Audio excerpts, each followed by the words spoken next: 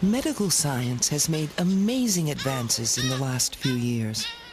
With the help of sophisticated equipment, specialists now cure people who, in the past, would have died at an early age or would not have survived birth at all.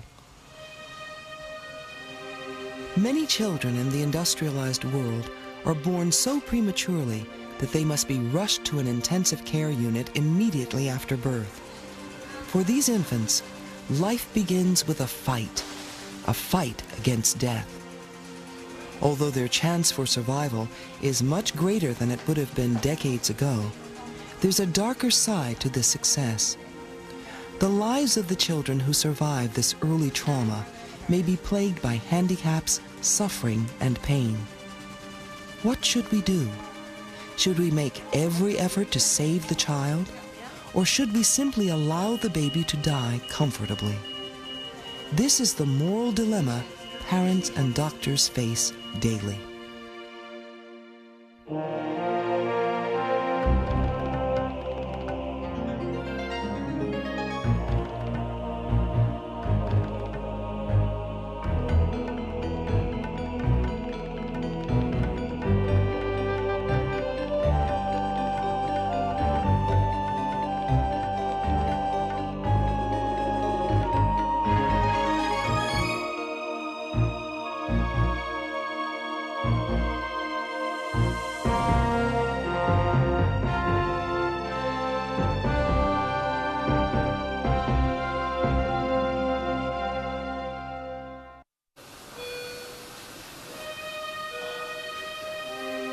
Deze tweeling die is 3 dagen geleden geboren. These twins were born 3 days ago, far too early. 26 weken en een paar dagen. After a pregnancy of only 26 weeks plus a few days. The first child is doing very well at the moment. His twin brother is having a lot of trouble breathing, and his lungs aren't fully developed yet. We'll just have to wait and see how things develop. Over the past 3 days, we've tried all technical possibilities at our disposal to stimulate the development of the lungs.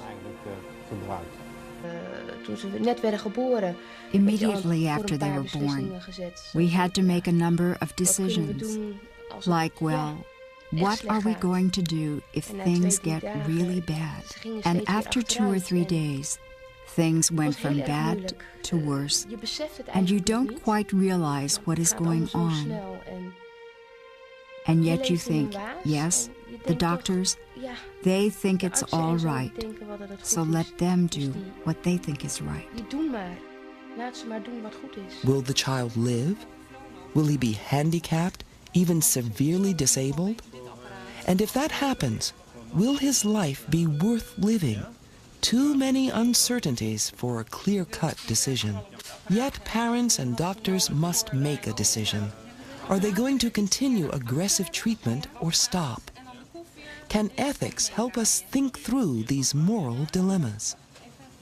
I mean, my own experience, having worked for 15 or 20 years closely with people, with physicians engaged in clinical practice, I mean, my own experience leads me very strongly to believe that there's the same sort of subtlety of understanding and interpretation involved in dealing with the moral quandaries that arise out of the details of clinical situations as we confront them, as there is in case law, in common law, as there is in the technical aspects of medicine too, where great complexity of detail has to be taken into account.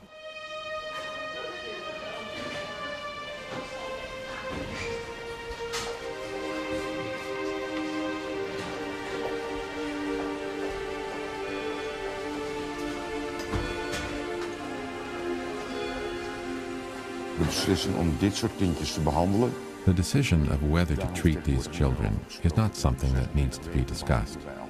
We always treat them at 26 weeks.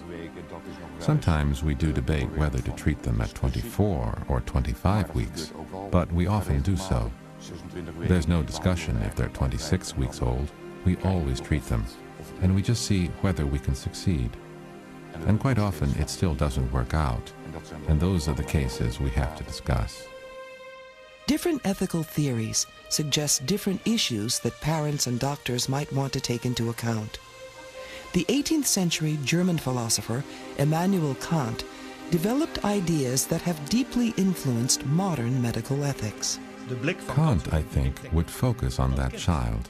Would it have a chance to grow into a moral equal, into a person who can lead his own life, into an autonomous person who can decide for himself what's important in life and what's not, and everything you do will depend on that.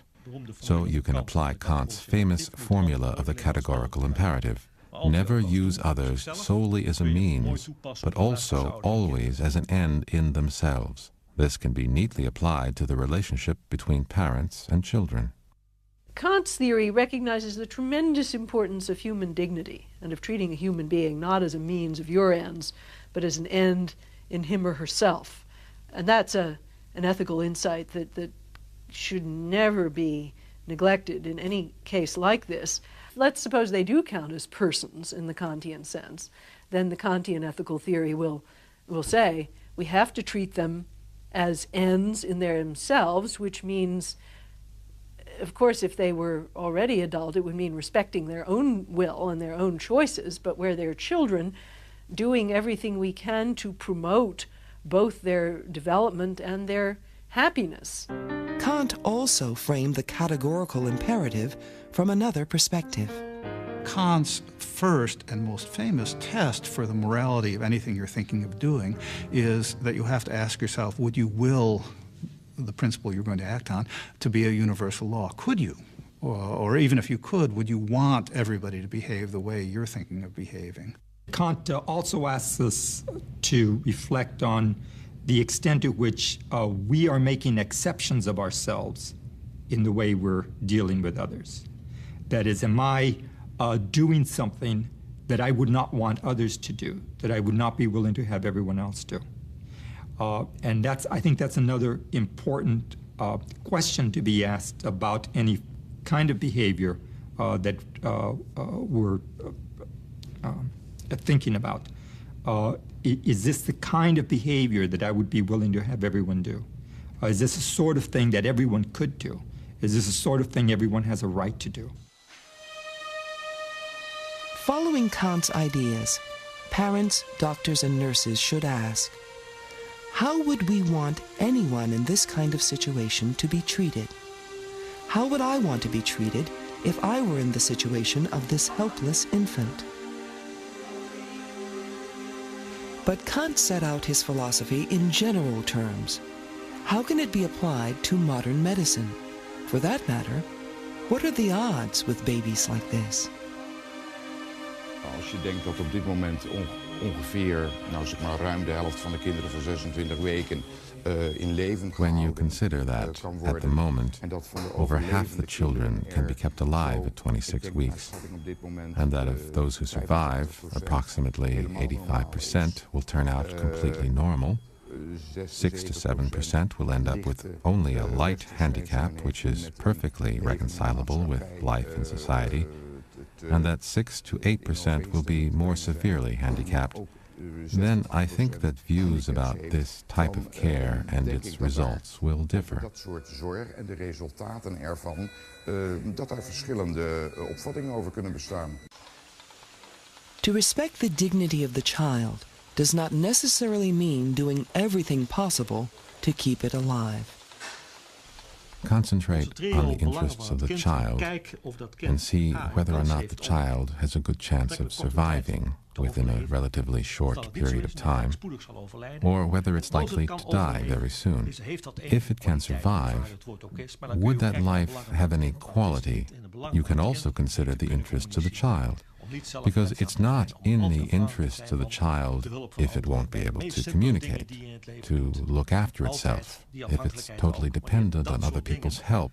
If this sort of thing can be predicted, then you can, I think, seriously doubt whether it's in the interests of the child to go to such lengths to keep a child alive. Of course, in making decisions like this, there are other people involved than just the infant. The infant is the patient. It's the infant's interest that we're primarily concerned with. But what about the parents? What about implications, larger implications for the medical healthcare system, the society as a whole? What about all that? Kant felt that nothing mattered except having a good will. Morality is a matter of intention. As long as we act with the right intentions, the consequences of our actions are not important. Another ethical theory makes consequences the primary consideration. The value of any action should be judged by the good or bad it will produce.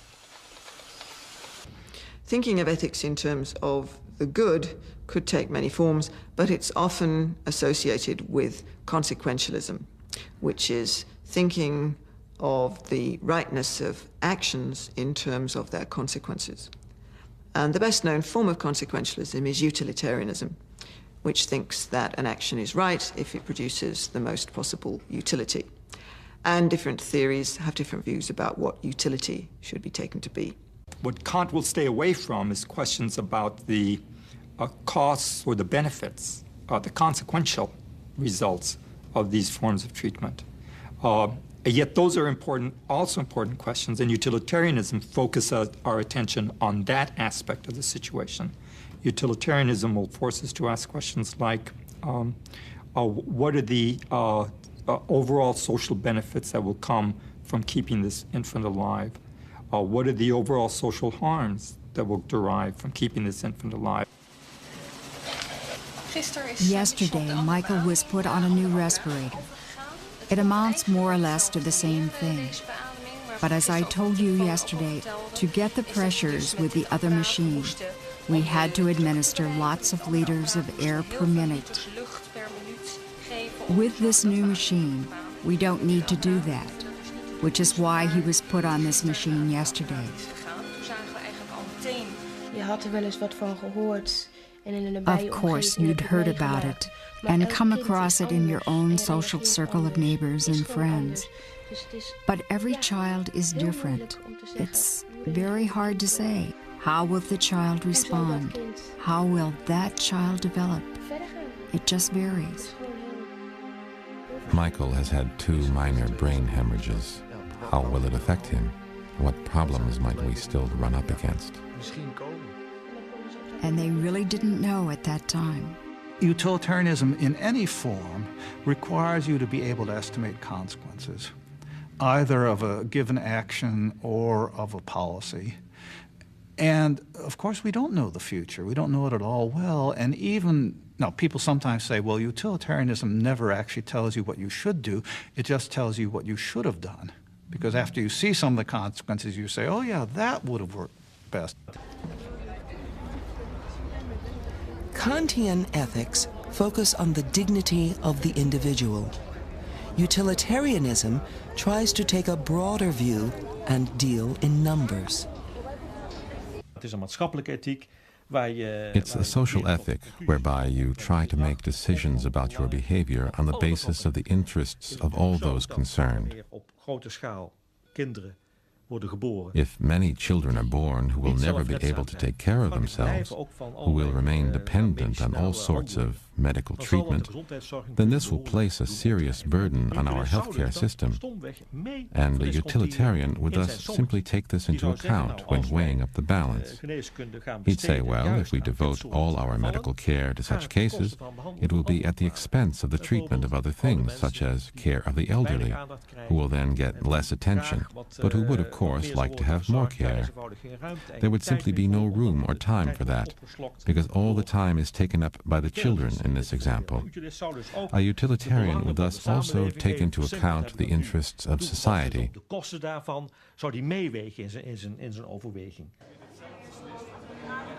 But in human terms, can you tell parents that the money it would cost to treat their baby could be better spent on public health programs? With the utilitarian theory, where we act as though everything's a matter of trade-offs, where we're just kind of producing the largest total benefits, here again we don't get that sense of the deep tragedy of a case like this. The parents are the ones who have to deal with and live with the baby. They are the ones whose feelings, whose emotions are most immediately and intimately connected with the outcome. Sure, the parents' interests matter a lot. Well, the other problem is that the parents only learned yesterday that the scan showed that the baby has had brain hemorrhages on both sides. They thought that the breathing was the biggest problem, actually. So they were very upset when they returned from the consultation. They talked to a doctor again today and discussed it again. They also know that the brain scan was still the same, and that otherwise they'll just have to wait and see how things go. We're glad, though, that things are stable tonight.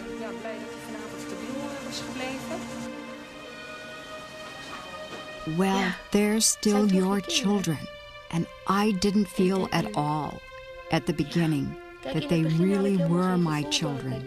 In the hospital, you would ask them, can I perhaps change their diapers? Could I take their temperature? Just to be near my children and touch them and things. But there wasn't a feeling like, they're my children and I can do with them what I want. Parents have a major role in these decisions. They must give their approval before the medical staff can initiate or withdraw treatment. From the perspective of Kant's philosophy, parents should put aside their own interests and see the child as an end in himself.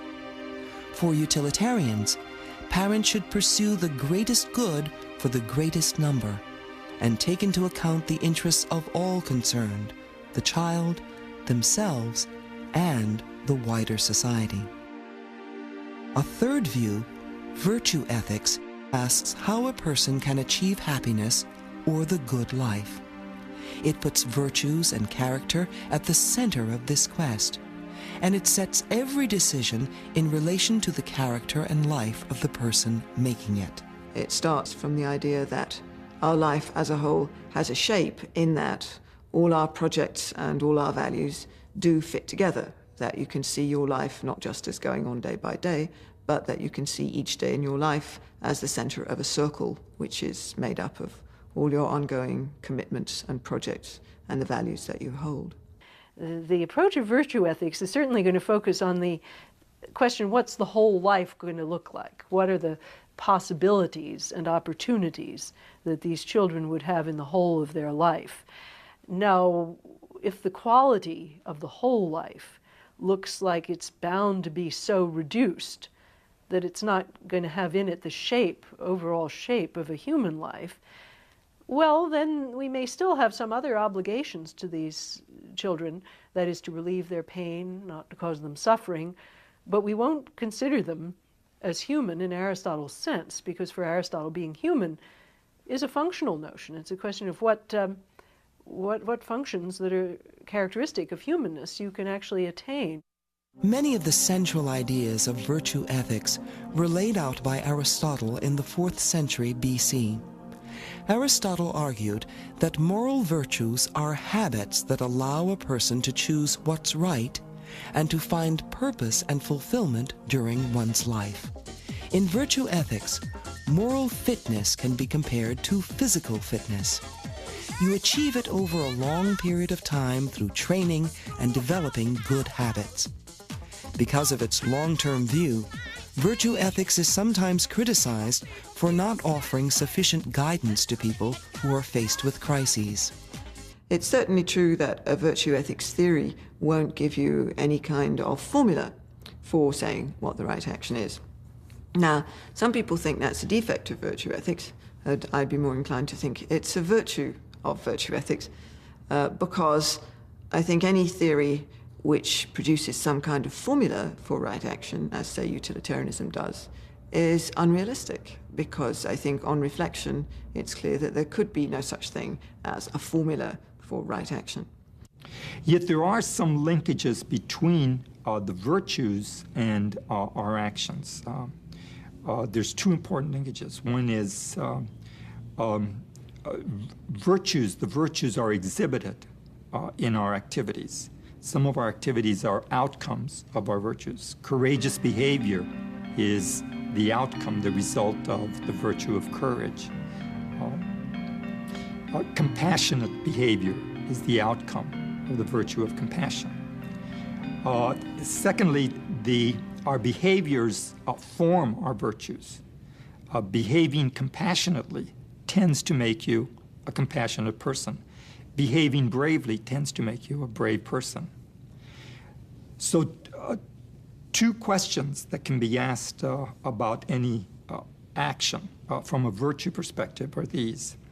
What kind of behaviors would the virtues require in this kind of situation, and what impact will these behaviors have on the virtues or the lack of virtue of the people involved?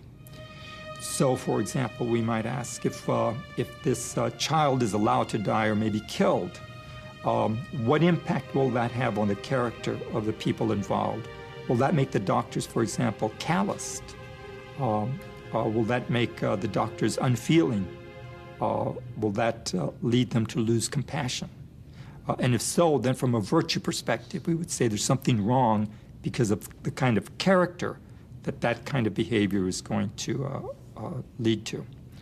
A different approach that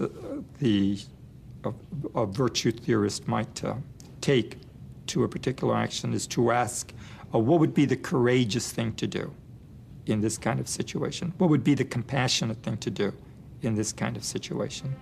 Because virtue ethics looks at each decision in the context of a whole life, it calls attention to conflicts among life's values.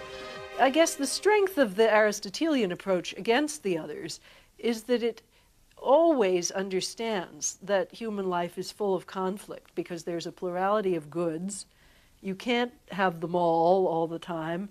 And so it's ready to say, look, there are many cases in which goods are simply conflicting and you're not going to be able to do everything you ought to do. For many years, I used to find Aristotle's ethics really very hard to follow because I was reading Aristotle expecting him to give me a recipe for finding out the difference between right and wrong and for discovering the right thing to do in any situation and the criterion for recognizing what was universally wrong.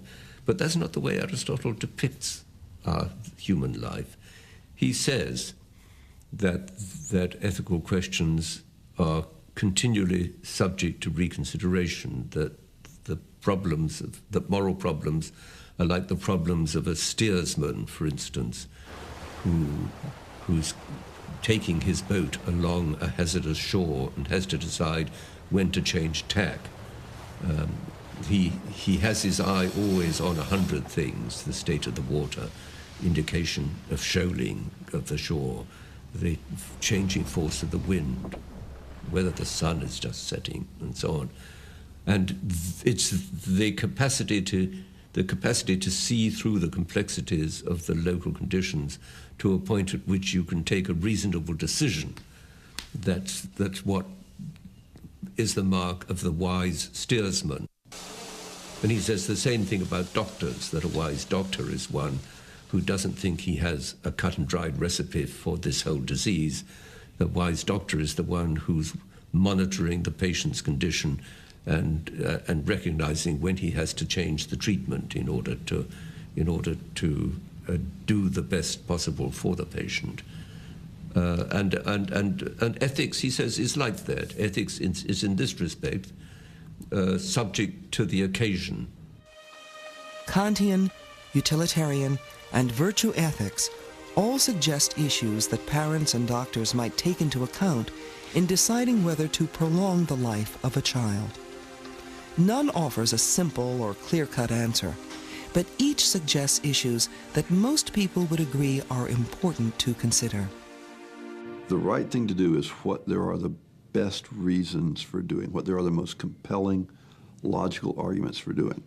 Now, it's a feature of moral life. It's a common feature of moral life that there can be arguments on both sides of an issue. A lot of people don't understand this. A lot of people think that if they're on one side of an issue, that they have to have all the good arguments on their side. So I think the kind of wisdom we have in ethics is a kind of wisdom which is much better described using words like reasonable than it is words like rational.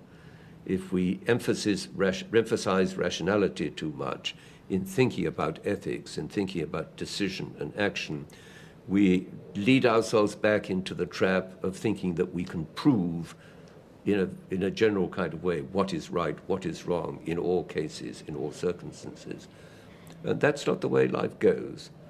The way life goes is that we are continually being confronted with fresh, complex constellations of difficult situations, and we have to steer our way through. It doesn't bother me particularly if later on my child has to go to a school for the mentally retarded. You can say then it was caused by something. But how many children who were normal at birth, well, have that too. So it really isn't strange or anything. That's how I cope with it. Medical outcomes may be very difficult to predict, and moral issues may be impossible to resolve into one simple answer. But there does seem to be a process that can give families and doctors some assurance that they are proceeding on a wise course. An honest discussion of a problem like the problem of whether we go on doing anything for this terribly damaged premature infant, the way in which we do this is indeed to sit down together and see if we can't talk our way through the situation to the point at which we can all, while continuing to feel sad, nevertheless feel that the decision that is taken about acting is one that we can all live with sadly, without losing a sense that this was tragic, but nevertheless with a sense that what could be done was done, and we accept the result, tragedy and all.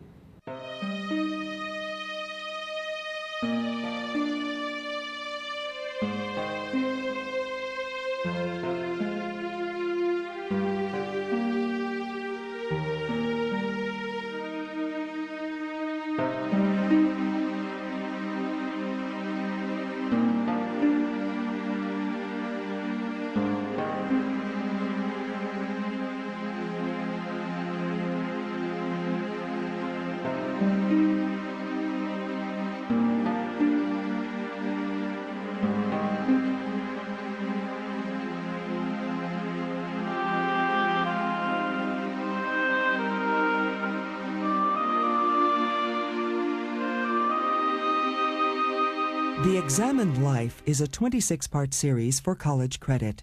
To purchase a video cassette or transcript of this program, call 626-796-7300 or visit us online. Please order by program number.